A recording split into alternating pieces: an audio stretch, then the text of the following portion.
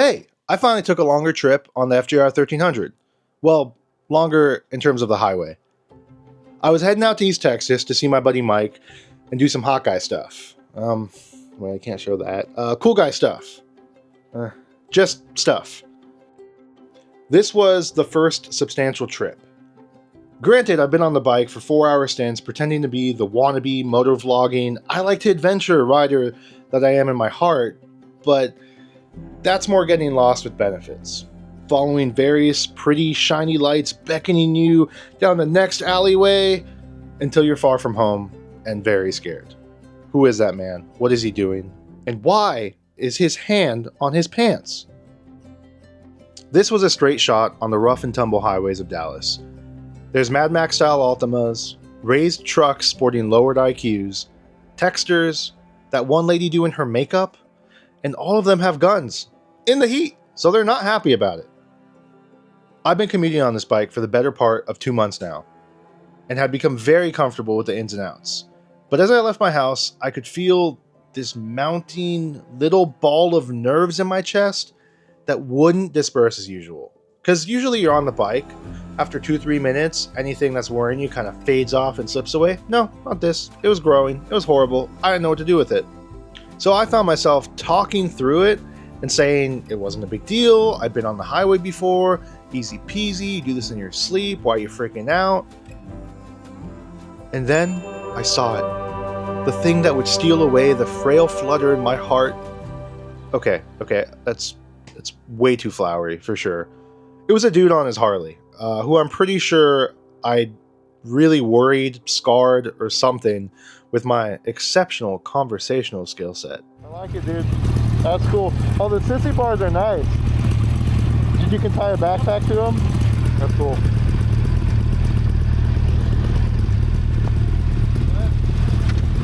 Thank you. It was, however, a quick reminder that this was fun, and that I could have taken a car, like all the nameless cager weasels, but I am better, and the vehicle gods love me more because I chose a risky way to travel. They give me their favor. And just like that, I was laughing, bopping around to my music, making a fool of myself, blaring whatever forsaken music that was in my helmet, while people stared at me, being like, what's wrong with this kid? Who hurt him? Does he need help? Should we talk to him? No, I'm afraid of you. Once I got on the freeway, I saw this guy. And since I have no notion of personal space, I did the motorcycle equivalent of holding hands with him. I think he loves me. I'm pretty sure he's into me. We're probably going to open up a surf shop together.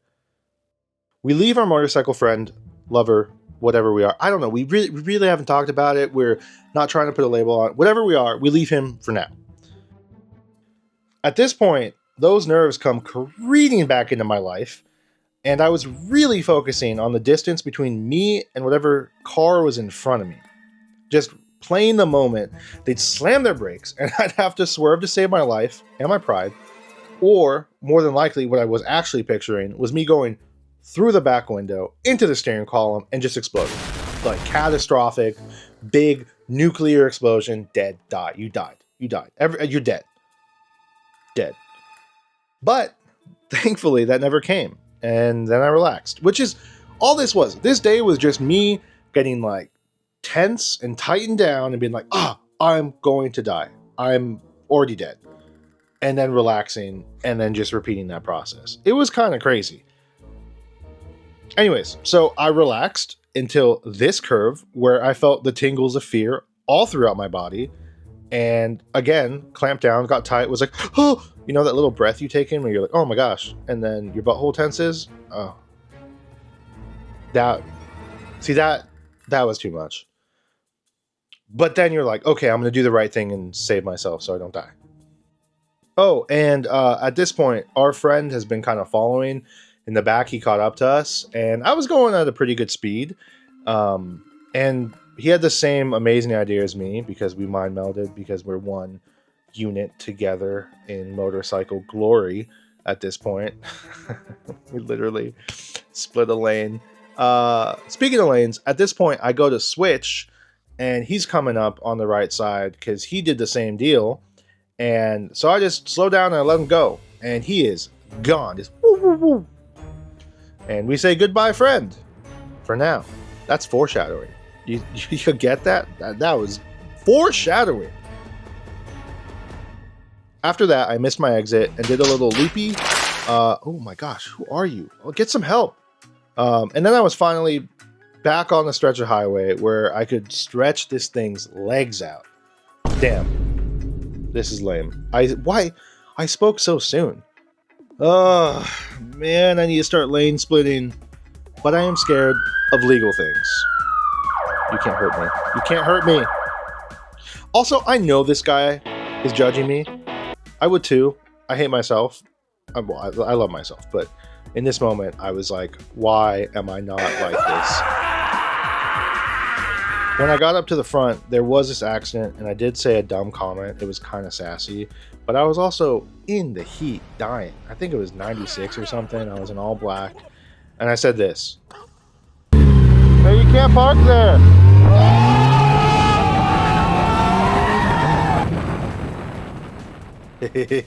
I'm a bad person.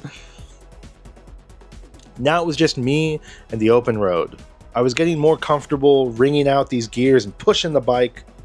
Overtaking cars was natural, and I felt like I was growing into my sports touring mega dad mode. Also, I saw almost exclusively Harleys and other hulking cruiser type bikes when I got out of DFW, which makes sense. I mean, it's what they're made for. They're made to go long distances and everything. But I was just so hopeful to see a bunch more. There was that one guy who lane split past me who was a sports bike.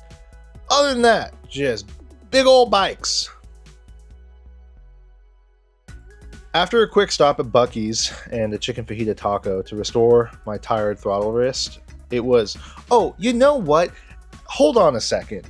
There was this crazy thing. My hands were just vibrating. I've been on the bike for a long period of time, but I think it's because those highway speeds, it was just, my hands felt like they were vibrating off my body. And then also, the wind was like whipping at my neck, and it felt like I was bleeding from my neck almost. It was crazy. But anyways, this chicken taco, fantastic, great. The little fajita taco from Buc-ee's, get it, buy it, you need it. I think it's only 400 calories, maybe 500. It's great. Anyways, after that was a quick shot up the highway until I needed to find a bathroom because, you know, nature calls. And who did we find there?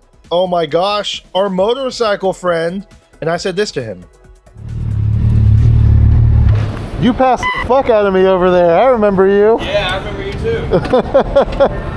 Also, it was pretty awkward because I came in at the wrong angle because I was so excited to be like, I remember you. And I stalled my bike and I had to back up like a loser. So that was fun. After that, I asked him about his bike, and then he talked about passing me after seeing that I was getting after it. But I did not have the confidence yet to weave all around through the traffic like he did. That did come tomorrow, though, or the next day. Tomorrow, the next day. We'll just call it the next day. Anyways, he was a cool guy. We never saw him again. We never started the surf shop. Moment of silence. Oh, also, I FaceTimed my buddy Jared for moral support and pushed closer to Mike's. Hopping off the highway gave way to tree-lined roads, bumpy roads, gross, cracked roads that every so often would become decent until they went back to squalor, which was worse because it would make you feel safe and then take it all away, which is super rude. I eventually made it to my destination and was so happy to be spending the night. It was a great time. We had drinks, A-okay, whatever. The next morning. The next day, I left bright and early and was imbued with all that confidence, transmuted from the prior day's worry. It all felt familiar, and I knew I could make the trip, which relieved the pointless pressure from the day before. Like, it was just, I worried for nothing. I made it easily. It was a good time. I just had to talk myself off the ledge a few times. Which, by the way, I think that's kind of what motorcycling has been for me. You get confidence, and then you become maybe too overconfident, or more that you go up a level and you're like, oh, things are different on this level, and then you experience something and you're like, oh, I got to dial it back a little bit. And that's kind of what it is for me all the time. Moving on. Lane changes were fluid and quick. Overtaking slow vehicles, that was second nature. Just the second I saw it, I was like, whoop, it was nice. I make the noises in my head all the time. Don't buy a motorcycle. You will make motorcycle noises all the time. It just never goes away. And on top of that, all the traffic felt like super predictable. My space cushions were appropriate, and anything they were doing, I was privy to before they did, which was very nice.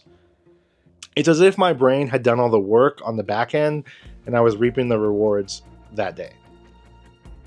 This is also what this bike was made for. The FJR is also wide and comfy with enough room for you and whoever you want to stick on the back and your luggage cases. It's pretty much like a land Sea-Doo, but it makes you feel super confident because you have a lot of bike in front of you. Theoretically, we would never do this, but theoretically, if you were cruising at like 110 and holding to keep with the flow of traffic, as a random Unreal example, that is a breeze for this bike. That's where it lives. It's super, super comfortable, super rock steady. And then when you need to get over in the left lane and pass and just pop, pop, pop, pop, pop, it does that. No problem. You ask it and it's like, I got you. I'm here. This is what I'm made for. And that was fantastic and easy and almost mundane, which I think makes it confidence inspiring for me. And it's there where I realize I owe it to this bike and to myself to take it further and really stretch it out to some new places. I mean, this is what I want to do. It's always the same thing. You know, you have work, you have whatever, family, like all this stuff. There's always something going on. But I'm like, no, I gotta go. This thing needs to go. I bought it. It's gotta go. After that, the ride home was fine, uneventful, but that's welcome. That's what it should be. It shouldn't be eventful. I shouldn't be, having scared. I mean, there was one guy that came out like at last minute. I was like, if I find it, I'll put it in. I don't think I'll find it. It's a lot of footage. Anyways, I felt very at ease doing all the things I needed to do. And this is just another step closer to me taking some out-of-state Airbnb Bonanza style trip where I go and I stay at an Airbnb, I do something cool, check out a town. It just seems cool to be able to take your bike, see the area, kind of do a few things, not anything crazy, go back to the Airbnb, chill. Also, I have another friend that's buying a bike, and I'm going to try and rope him into stuff as well, but he doesn't know that yet. But it's going to happen. He's going to get addicted. It's fine. It happens to us all. Yeah. So, in closing, I think I forgot that I should be pushing myself with this motorcycle and trying to learn more and more. And this taught me a lot. There was a lot of emotional regulation stuff going on without getting too weird about it. But no, I was freaking out and I was like, okay, cool. And the nice thing is at any point I could just pull off and reset. It's not like I needed to be there at any specific time or anything like that. Anyways, thanks for your time. Oh, wait, look at this Giga Chad. He passed me and he was like, oh, but he was, I was just like, this guy's cooler than me. It sucks to say it, but I was like, oh, he's cooler than me for now. Anyways, have a good day. I appreciate your time. Goodbye.